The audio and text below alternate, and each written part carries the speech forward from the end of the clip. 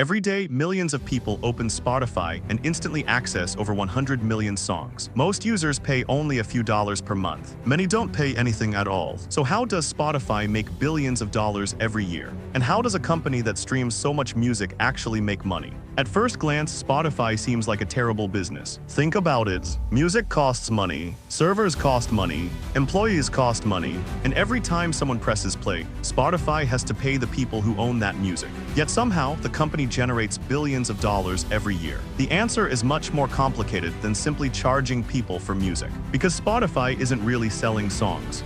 It's selling convenience. And that idea changed the entire music industry. Chapter 1: The Music Revolution. Before Spotify existed, the music industry had a huge problem. People wanted digital music, but buying individual songs felt expensive, and illegal downloads were everywhere. Services like Napster made it easy to get music without paying. The music industry was losing billions. Then in 2008, Spotify launched with a different idea. What if people didn't need to own music at all? What if every song was available instantly, for one monthly payment, or even for free? Instead of selling albums, Spotify sold access, and people loved it.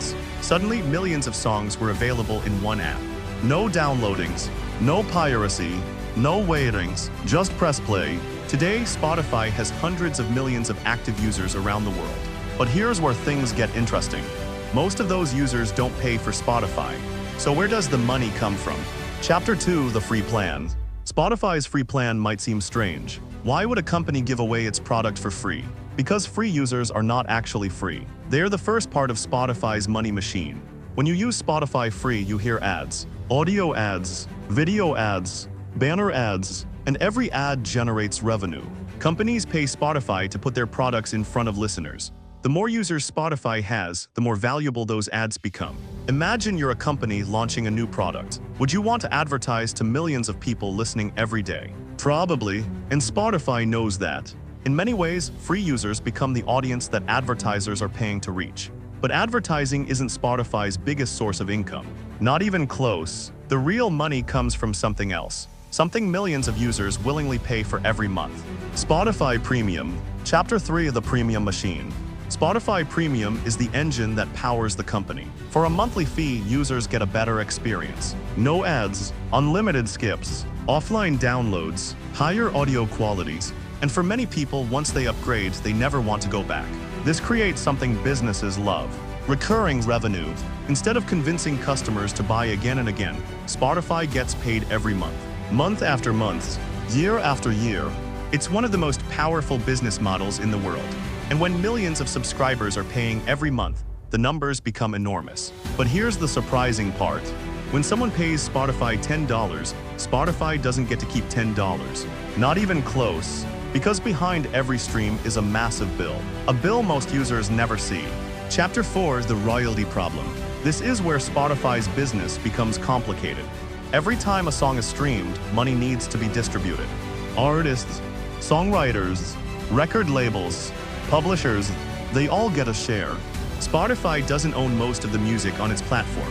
It licenses it, which means a huge portion of its revenue goes right back out the door. In fact, Spotify pays billions of dollars in royalties every year. And that's one reason many people are surprised when they learn that Spotify's profit margins aren't nearly as large as they expected. Think about it. Netflix spends money creating shows that it owns. Spotify mostly streams music owned by other companies. So every additional stream creates additional royalty costs. This creates a difficult balancing act. Spotify wants more listeners, but more listening also means more royalty payments. And that's why Spotify has spent years searching for something incredibly valuable. Content it doesn't have to pay music royalties on. Which brings us to podcasts. Chapter 5: Podcasts in the Future. Podcasts change the game. Unlike music, podcasts often have very different economics. Spotify doesn't have to pay traditional music royalties every time someone listens to a podcast episode. That makes podcasts potentially far more profitable. And Spotify went all in. The company spent hundreds of millions of dollars acquiring podcast businesses and signing exclusive deals with creators. Some deals became massive headlines because Spotify wasn't just buying content. It was buying attention. The longer people stay inside Spotify, the more valuable the platform becomes. More listening means more opportunities for ads, more subscription retention, and more chances to introduce new products. Today, Spotify is evolving beyond music. It's becoming an audio platform. Music, podcasts, audiobooks, and potentially much more in the future. Because Spotify's goal isn't simply to stream songs. It's to become the place where people spend their audio time. And that's a much bigger opportunity. Ending. So how does Spotify actually make money? Part of it comes from advertising shown to free users. Most of it comes from millions of premium subscribers paying every month. But the story doesn't end there, because Spotify doesn't keep all that money. A huge portion goes to artists, labels, publishers, and rights holders through royalties. That's why Spotify has spent years expanding into podcasts, audiobooks, and other forms of audio content. The company isn't just trying to get people to listen to music. It's trying to build the world's biggest audio ecosystem. And that's what makes Spotify such a fascinating business. Millions of songs, hundreds of millions of listeners, billions of dollars flowing through the platform, all built around a simple idea. You don't need to own music anymore. You just need access.